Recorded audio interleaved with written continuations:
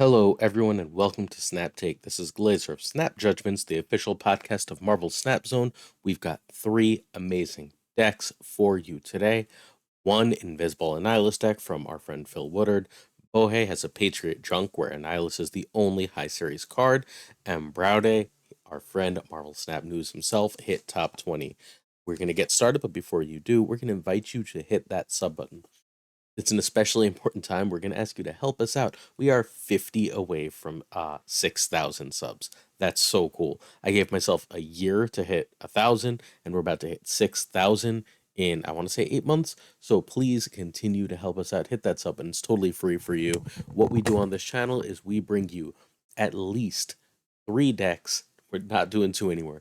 3 brand new decks you're not going to find anywhere else every given weekday. We teach you how to play them. We do bundle guides, we do shop guides, we do everything you could possibly need to succeed in Marvel Snap. Please get that sub free for you. It really helps us out. Let's get that extra 50 today. That'd be so cool if we could do that on Black Friday. Let's keep going. All right. Our format for today, we're going to start with questions of the day, and then we're going to look at our friend Philip J. Woodward's deck. You can find him on the Twitter here. The stats that we're showing for this deck are not from Phil. Phil didn't keep stats with his deck. Devilish dropped 20 games on this deck, just completely dominated and kept messaging me, you got to feature this. This is so powerful. You got to feature this. So powerful. No one's expecting it. That's exactly what we do here. We look for decks before the meta adjusts so that you can steal cubes. We've next got a bundle review for the amazing $2 bundle in the shop, along with a way to get 250 free credits. We've got a Bohe deck. Bohe is our friend from Marvel Snap Zone, who also is on Twitch at the name right here. We've got the 2 best decks with a larger sample size. We usually bring you small sample size decks on the channel. I'm trying to help out by keeping an eye on the larger sample size. These are weekend mission decks, so in the largest sample I could, the best Ms. Marvel decks and the best Annihilus decks. Then we've got our friend Brade's deck, Brade at Twitch TV/Brade. And if you want a Marvel Snap news resource, there is none better in all of Marvel Snap than twitter.com/Marvel Snap Bugle. Finally, we'll review my shop for the day. Let's go. Okay, we've got our questions. Our first is from Vaughn Baker. I don't know why this is sized funny. Sorry. He says, they say, not trying to be a complain guy, but it seems like every time I try and make a deck, either friends or tubers show me things I have at most partial access to, which everyone online seems to have. I get it, I probably just suck. It's frustrating having Null and Carnage and Venom, as well as many other things, and then just like, well, you don't have Death. I could not agree more with you. My personal opinion is that the single biggest problem in all of Marvel Snap is Series 3 card acquisition. I can promise you behind the scenes, I am literally bothering Marvel Snap devs about this. I do not know this from them, but I am using a lot of inferencing to think that they're changing this. They're doing something with this and series drops with the next patch, the patch that's releasing this coming Tuesday. It is not fun. It is not fair that it takes months and months and months, that even if you spend money to get through Series 3 is such a nightmare. I am with you here, Vaughn. I'm sorry that this is happening. I do believe it's going to change. Hopefully it changes enough, literally in the next week. If not, I can't imagine it's more than 2 patches away. We'll go over why I believe that in Monday's video when I do my patch predictions. The other important thing to note, and I'm just going to throw this reminder out there because a lot of people don't know I do this. If you come find me on Discord, all you have to do is shoot me a message. My name on Discord is Pulse Glazer. There's no numbers anywhere. It's just Pulse Glazer. You can find me on the Marvel Snap Zone Discord. Message me. Send me your collection. I will help you build decks that work for you as you gain cards. I will help you build a plan for what cards to target with tokens, with spotlight caches, so on. As long as you follow that plan, you will have access to a lot of these decks a lot faster than you would just sort of opening things willy-nilly. So if that interests you or anyone else watching, please hop on the Marvel Snap Zone Discord, shoot me a message, I got your back. Johnny 2 times and like 10 other people on yesterday's video don't want to play Daredevil because of the bug. Right now, Daredevil shows you what's played and like a shadow of the card, but not where a card is played and a shadow of the card, but not what it is. So what's worth noting then is that certain cards don't care what's played, they just care where it's played, right?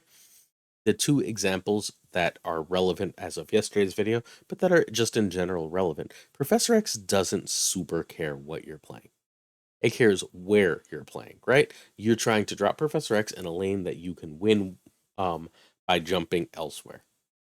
It doesn't matter if they're playing Devil Dinosaur or Darkhawk in the other lane, right? Or, I don't know, a control piece, who cares? In that other lane, all that matters is Professor X going to win the lane that you're playing it in? And at that point, you can decide, right? Like, where should you Professor X? Is it as good as the previous Daredevil? Is the way Daredevil should work? No, but it is still important. The other card that's really relevant here is Legion. You want to know sort of where they're dropping, how much they're dropping, so you can tell whether you're trying to Legion scam on turn 5 or not. A decent idea of this would be the locks all locations thing.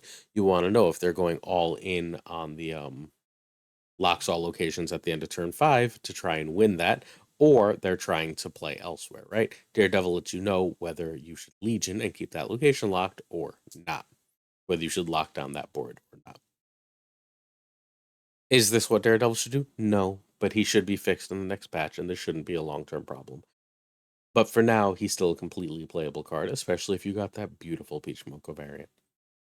Finally, Wicked Sharp wonders why we aren't seeing more Lady Deathstrike, and I think the reason is because the meta is really like, okay, so the really high meta is still Loki, right? Like, Loki's still probably the best deck, but that's not what the majority of us are seeing. Unless you're in like the top 100 or facing extremely bad luck, we're not seeing as much Loki. What you're likely seeing is a bunch of junk and destroy. And Lady Deathstrike is amazing against junk, but she's practically a dead card against destroy.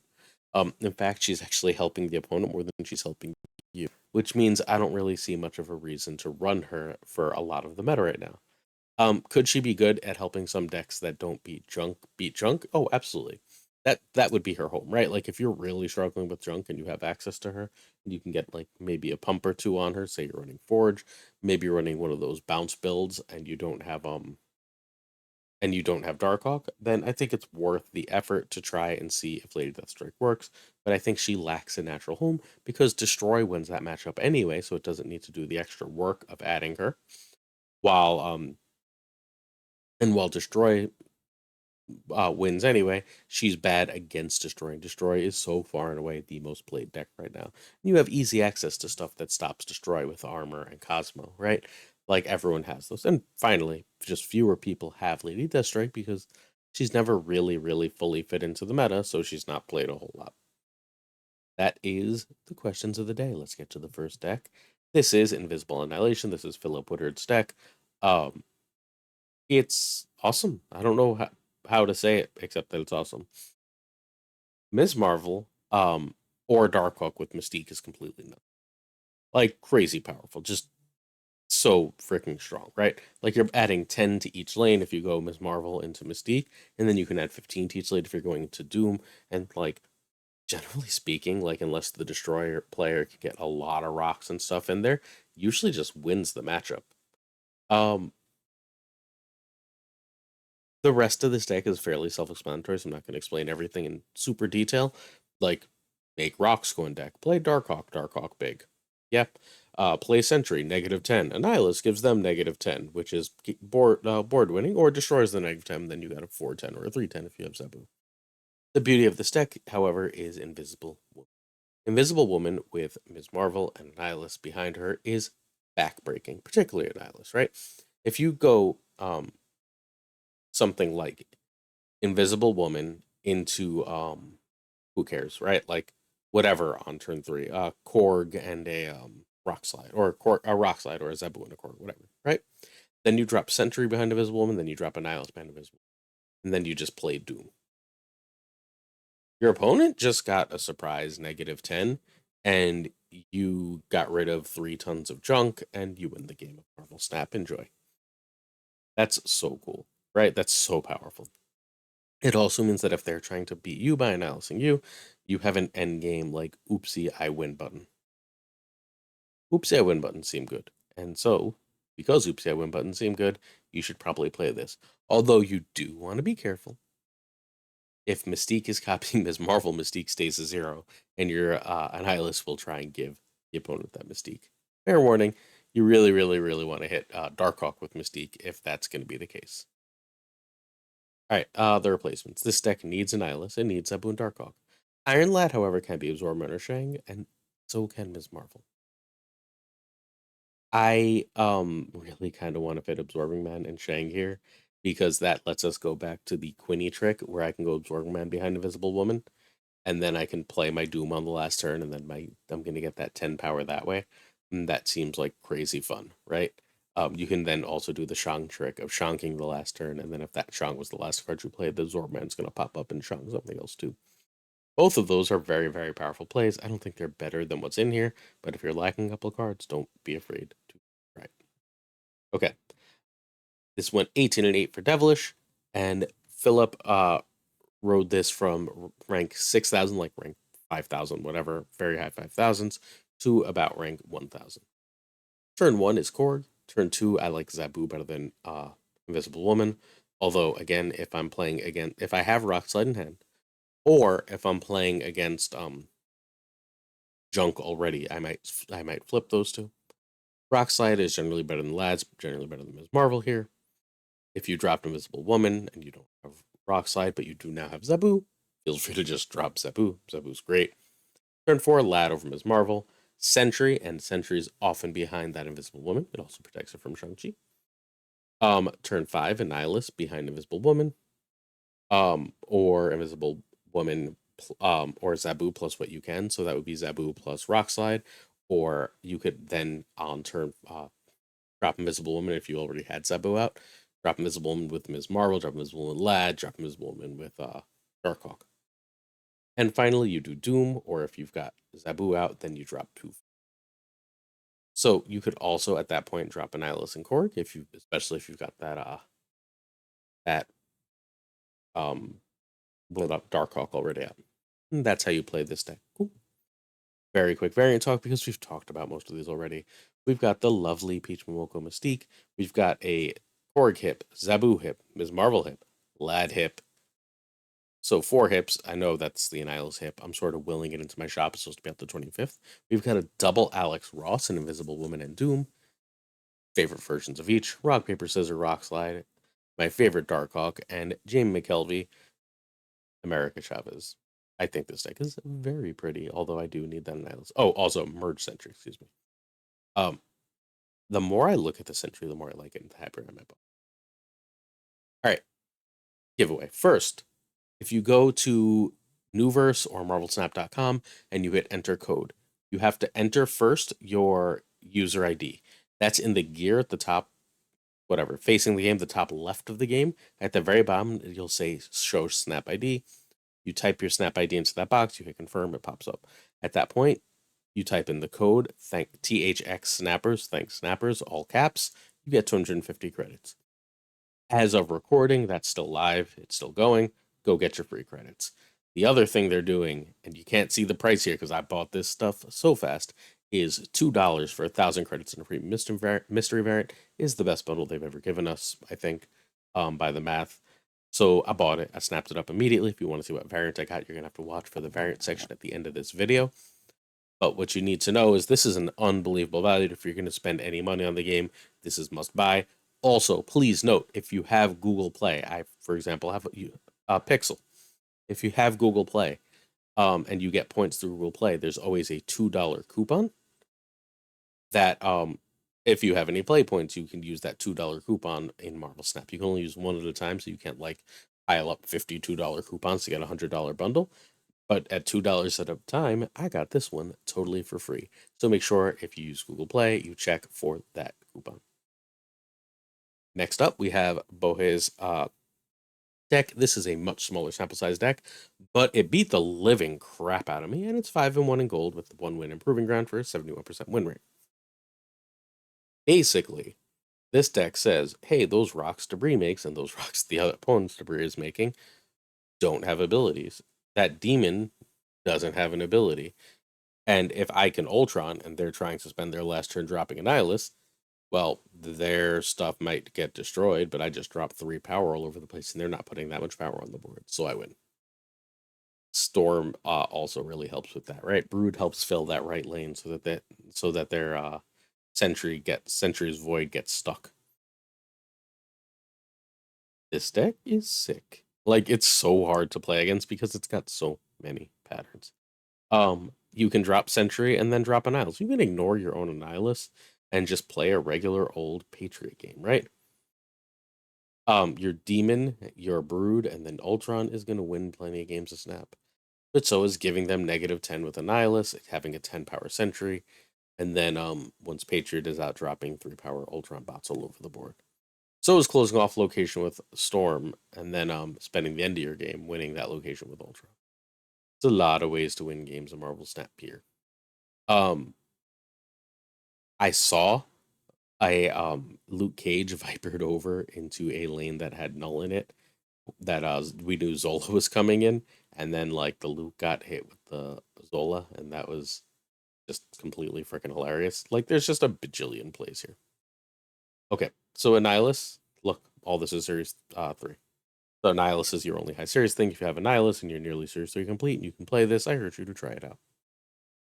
Ultron is hilarious. Ultron's one of the highest win rate cards in the game. So is Patriot. So they need to see more play. In fact, that's the theme of today. Deck cards that see massive win rates. Because that's Invisible Woman in the last deck. It's Patriot and Ultron here that see massive win rates that don't get nearly enough play. So turn 1 here, we have the Hood. That's the only play on turn 1. Feel free to just drop it whenever you can. Turn 2 is Luke or Viper. You only Viper if you're Vipering over a Hood. I would play a Hood without Viper, obviously, and I would play Luke just fine. Turn 3, I usually try and get Patriot down, but you can play Debris or Brood first. The order here is not terribly important. But turn 4, I like dropping Debris and Demon, or Sentry, or Cosmo and Demon. Right? So, like, you can do Cosmo or Debris, and then Patriot and Demon here. Just fine, but I like to have the Sentry play open to me, so here we are. Turn 5, Annihilus is better than Blue Marvel, is better than whatever earlier plays. Sorry, which means that you can do the Debris and Demon thing still here. But I generally want to drop Annihilus unless I don't have Debris or Sentry or Hood, which happens but like isn't super common. So at that point, you're dropping Blue Marvel over Annihilus. That's totally fine. Also, don't be afraid at this point to go something like Luke or Viper and Patriot. Like, let's say you spent turn 4 on Sentry, then you can go Viper on that, on the Sentry thingy, and just drop Patriot also for extra power. And then finally, you end almost always with Ultron, but Annihilus is fine, and so are Brood Patriot. Cool. That's the deck. All right, variant time. We have only 2. Ooh, 3 hips. Nice. Woo. 3 is acceptable. Not ideal, but acceptable. We got Brood, Blue Marvel, and Debris. As you know, I'm trying to urge that Annihilus to show up. We've got Underwater, chilling with the Dolphins, Cosmo. It's so adorable. Cage Fighter Luke Cage is my favorite. Noir Hood. This Viper is fine. It's just the only Viper I have. I love this Storm. It's got a gold background. This Patriot and this Blue Marvel all have gold backgrounds because I play this a lot. I think they're awesome. This is my favorite Ultron. I want that gold background, but it doesn't want to show up. I will sooner or later. This deck is great. If you have access to it, I strongly urge you to try it before people know what it is, because it is a total cube stealer. No one sees Ultron coming. All right, we're going to look at high play rate and win rate for our weekend mission decks here. We're not going to do a full guide. I'm just going to tell you what the top 2 high play rate, high win rate decks are. Usually we do lower played decks here because we're trying to help you steal cubes. Because for most modes of the game, basically for Conquest and for Ladder, you want to be winning cubes more than you want to be winning games. Higher cube rate basically means that you're climbing faster, whether it be on Ladder or in Conquest. Well, you win more by getting more cubes. When your opponent doesn't know what you're doing, you get more cubes. That's why we feature the decks we do on the channel. Also, because it'd be boring to talk about, be like, guess what? Loki's still great for like 17th straight week. So, weekend missions don't care about cubes. Weekend missions just say win 10 games with this card.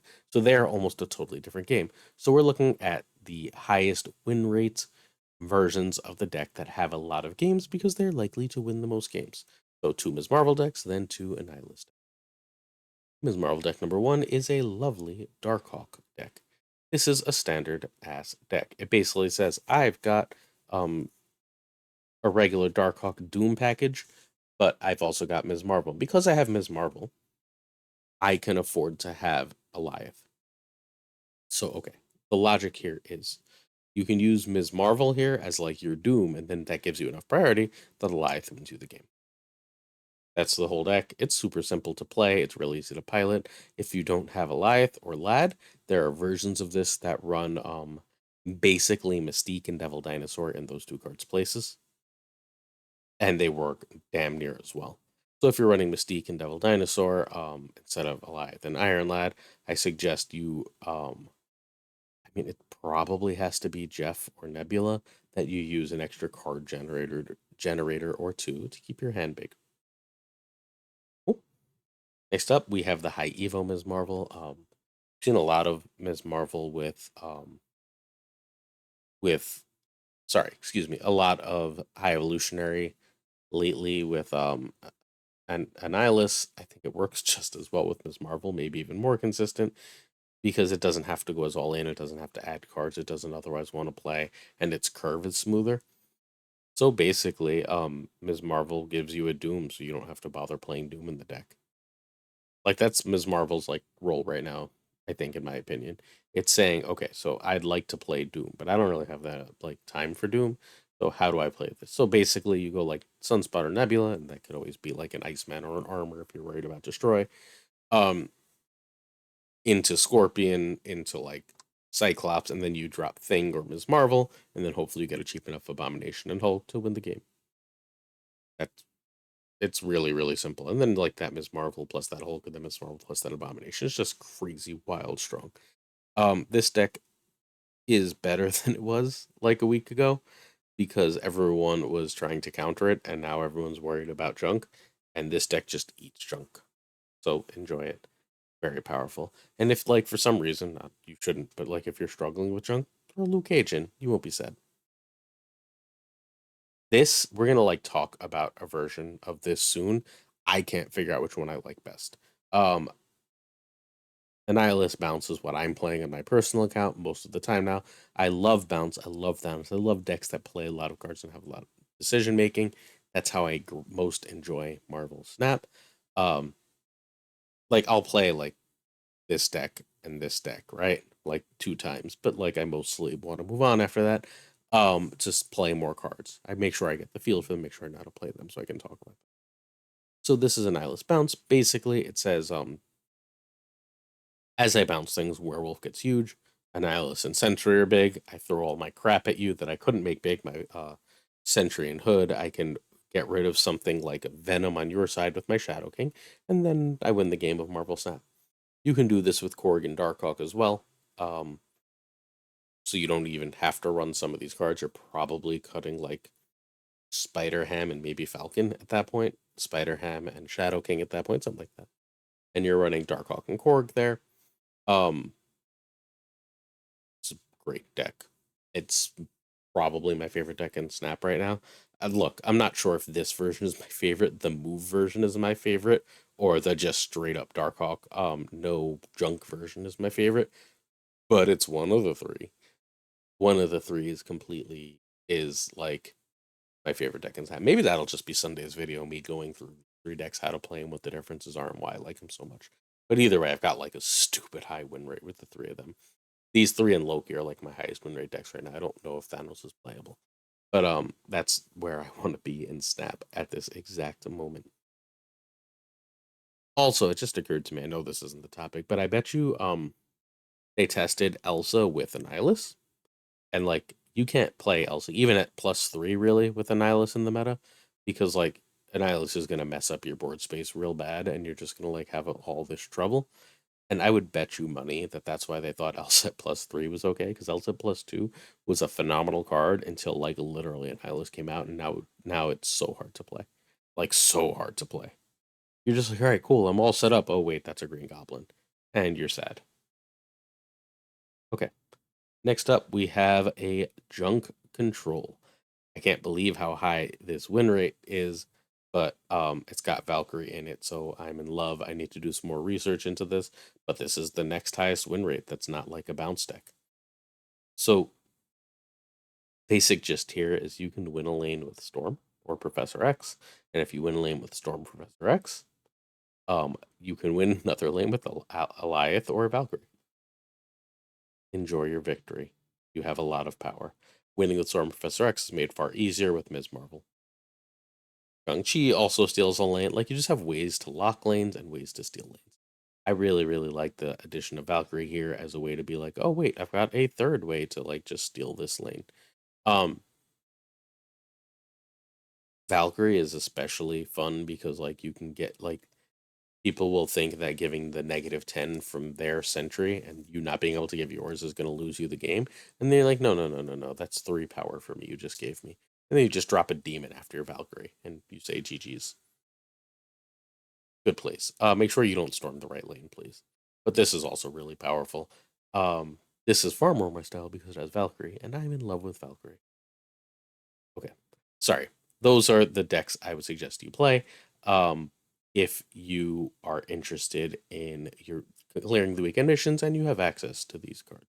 If you don't have access to these cards, again, remember the beginning of the video, I will help you build something if you would like me to. It is very hard, just for the record, to play Sentry without Hood, or, to play Annihilus without Hood or Sentry or Debris. You probably need 2 of the 3 of them, or it's not really worth playing Annihilus, but whatever. Like, you'll be fine. Like, I can get you a deck that'll get you the requisite number of wins, even if you're lacking 2 of those things. Next up, we have Brade's Top 20 deck. This is a deck we've talked about similar versions. This is similar to the like W Guardians thing from the start of the season. It's similar to the Safety Blade version from the start of the season. Um, it's basically saying I lock a lane, I win with Goliath, Doom, or Ms. Marvel, or some combination thereof. Doesn't go tall, but it does go wide extremely well, and wide extremely well usually beats drunk.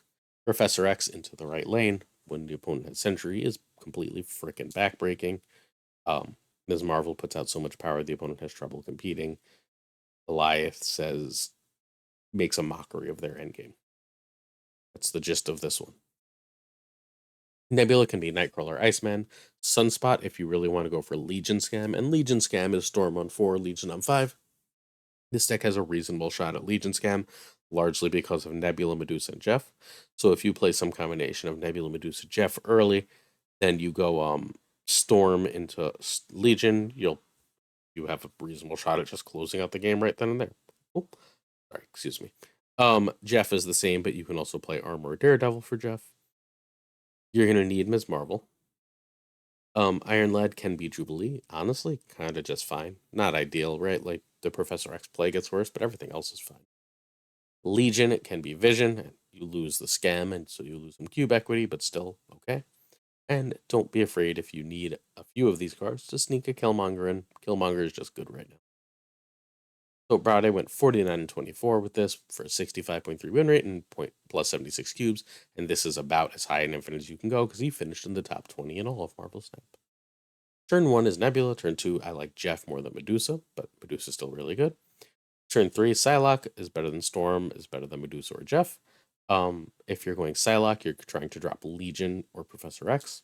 That the kiln with Legion into Psylocke into Legion is completely freaking silly at that point, right? Especially if the kiln isn't mid and you got a Medusa elsewhere or Jeff elsewhere and a Nebula out, like you pretty much win that game right then and there.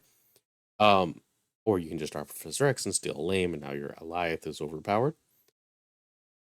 If you played Storm on turn 3, you can drop Iron Ladder Ms. Marvel now, because you're just adding extra power into that lane without having to commit cards there. If you had to play that Medusa or Jeff, Storm and Nebula would be ideal next. So turn 5, Legion, Ms. Marvel, or Professor X, like you're just gonna have to read the board to figure it out. And turn 6, Goliath or Doom. Generally speaking, honestly, I prefer Doom unless I've gotten a really like guaranteed lane lock. So Annihilus makes Goliath worse outside of Annihilus decks, but Goliath is better into like the bounce matchup and stuff. So know your matchups. Doom just adds a lot of power. Having Doom and Ms. Marvel say 30 power for 10 cost is just silly. Good.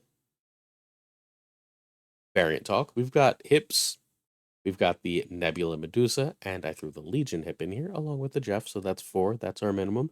And because I had that, I decided to show off the new Iron Lad I got. I think it's reasonably cool. Not as good as the hip, but nice. I also used the Peach Ms. Marvel, which I've finished and I like a lot. Not as much, but I like it. Um, we've got the Storm from before. We've got Hip Goliath, as we said. Um, I threw Baby Doom in here because we used Emperor before. I've got this America Chavez with the gold background, the Peach Psylocke, and of course, adorable Professor X with his boyfriend. This is my shop. All right. First of all, thanks for all the pixel snap. I mean, I guess they gave us like a free bunch of credits and then this $2 bundle that I got for free, so I shouldn't be mad, but like, God, this shop sucks. I'm not buying pixels, so Ms. Marvel, Wolverine, Falcon, and Magic are all out. So I looked at the Mojo and I went, is that Mojo really different from the Mojo I have? The one I have is more vibrant. You can see it in the top left here, so I kept that. Also, Pixel Mojo is one of those so terrible it's good things. Like, it's one of the ugliest pieces of art I've ever seen, in my personal opinion, obviously. But it's so ugly it's good. So, like, I don't need another Mojo. Um, I've got the Okoye they gave us back in the Black Panther season, whatever. This Uatu is glorious. I almost bought it, but I don't need 2 Uatus. And I got Chuatu. And if you got Chuatu, you don't need to go anywhere else. And finally, with my premium mystery variant, I got this Dracula. So now I have the Horley, the Hip, and this one. I've got 3 different flavors of Dracula. They are my 3 favorite Draculas. Because I don't like the actual Marvel Comics design of Dracula. Um, the Horley looks like a horror movie. This one feels like